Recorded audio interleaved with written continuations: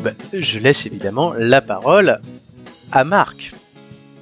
Alors, comme promis, il me fallait conter une histoire que vous jugerez sans doute véritable ou inventée, mais que je vous relate.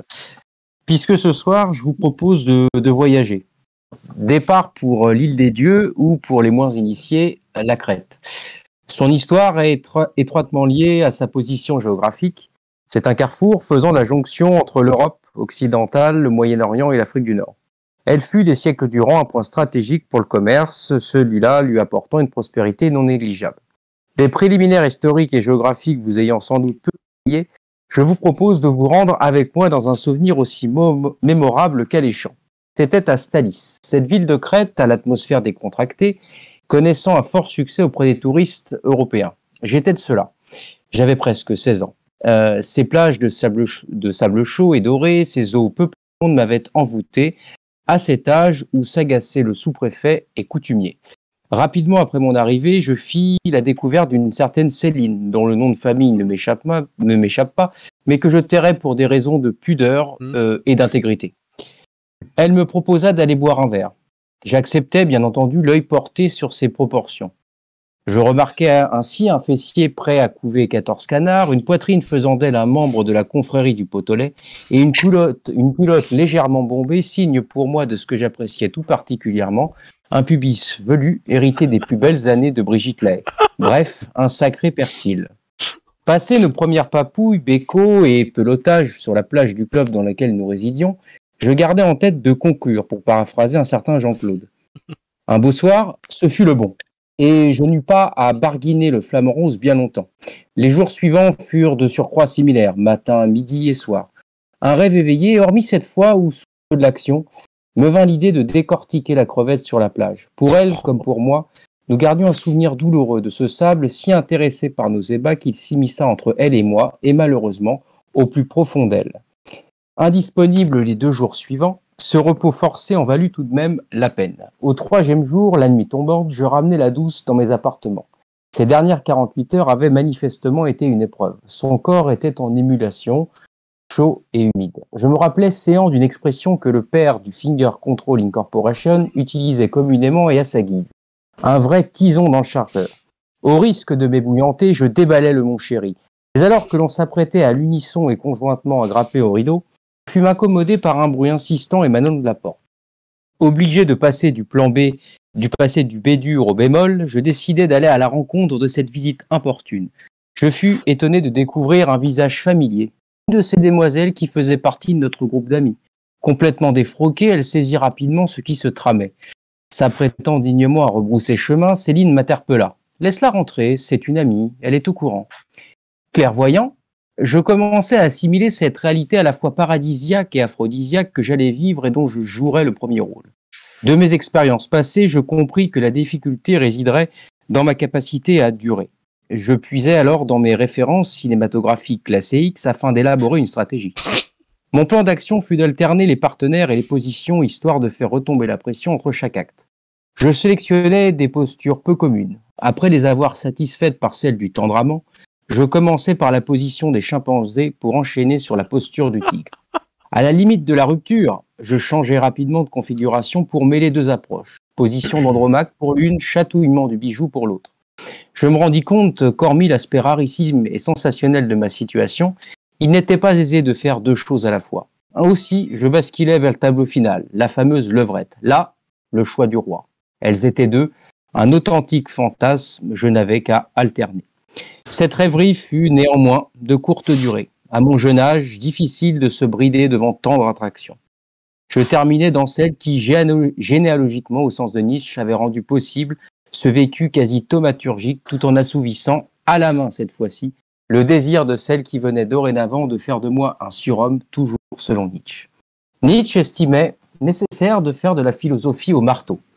Je crois en avoir respecté ses plus fidèles attentes, ayant cette nuit-là buriné comme jamais auparavant. Aujourd'hui, j'ai grandi, mûri et appréhende bien mieux une de ces conceptions proposées dans Ainsi parlait Zarathustra, je cite, « La maturité de l'homme, c'est d'avoir retrouvé le sérieux qu'on avait au jeu quand on était enfant. » Et merci à elle deux de m'avoir conduit sur la voie de cette sage et évidente certitude.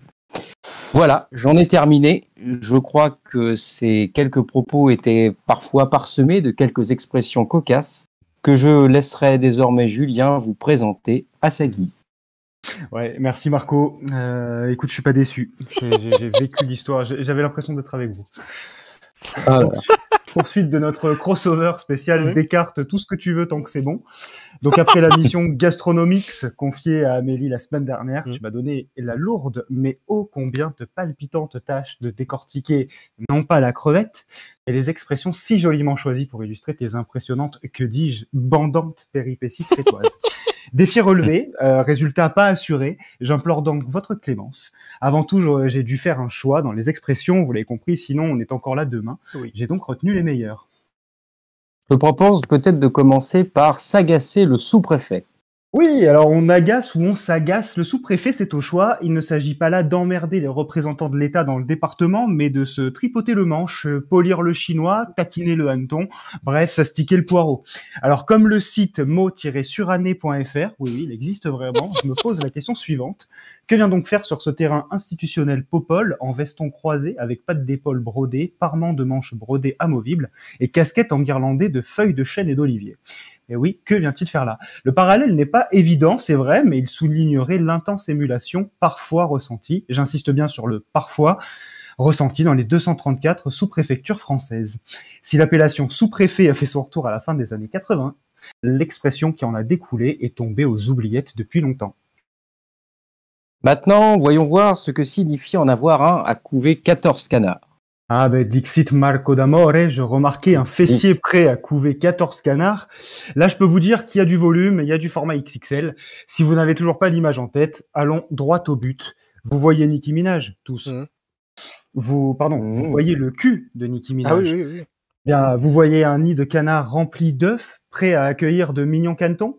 Eh bien, demandez à la chanteuse de s'y asseoir, salé poivré, vous obtenez une bonne omelette. Voilà.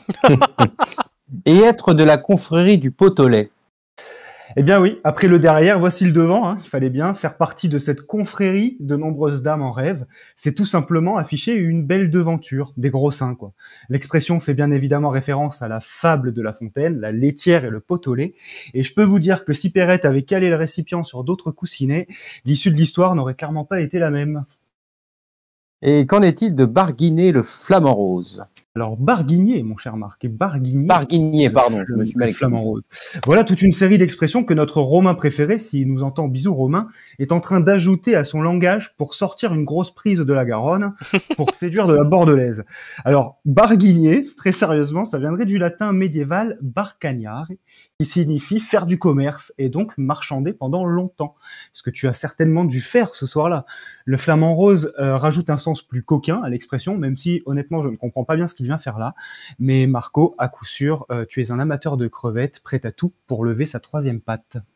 Ah, je valide. Et maintenant, venons-en à l'essentiel, grimper au rideau. Ah oui. Alors ici, pas d'explication historique ou anecdotique, je vais peut-être vous décevoir, mais simplement logique. Les rideaux se trouvent en général dans les pièces de la maison propices au câlin, donc des pièces plutôt confortables. Il faut voir ici les rideaux comme le point culminant à atteindre lors d'une partie de jambes en l'air, point que les dames de ton histoire ont très certainement atteint, j'en suis sûr. Ah là là. Et les positions dans tout ça, mon petit Julien, commence par la position du tendre amant, s'il te plaît. Oui, les positions, j'y viens, j'arrive, bande de coquins. Tu as commencé par la position du tendre amant, et cela ne m'étonne même pas de toi. Tout, absolument tout, dans ton histoire nous pousse vers la tendresse, c'est clair. Place à la pratique. Dans la position du tendre amant, la femme est sur le dos, le bassin légèrement surélevé, et le sexe à hauteur du partenaire pour des préliminaires intenses. Bref, un amant aux petits soins, une femme qui reçoit le plaisir, et il n'en faut pas plus pour comprendre le nom de cette position. Deuxième position, la position des chimpanzés, que j'estime tout particulièrement. Alors là, je dois avouer que tu m'as surpris par cette position plutôt acrobatique. Si vous avez toujours rêvé de voir des singes à l'état sauvage, inutile de vous rendre en Afrique. Rendez-vous dans les alcôves les plus intimistes pour admirer un spectacle nuptial magnifique. Ici, c'est l'homme qui s'allonge, qui relève légèrement ses jambes et qui laisse Popol pointer vers le haut. Madame n'a plus qu'à s'asseoir, dos au partenaire, et se laisser guider. Prenez le temps d'admirer les plus beaux virages. Finalement, Marco, je te pose la question, une femme, c'est un peu comme une moto, non? Ah, tu vois, tu m'as devancé. Et la posture ou l'union du tigre? Ouais, alors ces noms d'animaux me donnent plutôt l'impression d'être dans le zodiaque chinois, mais bon, ça s'appelle comme ça, donc on analyse. Hein. Mhm.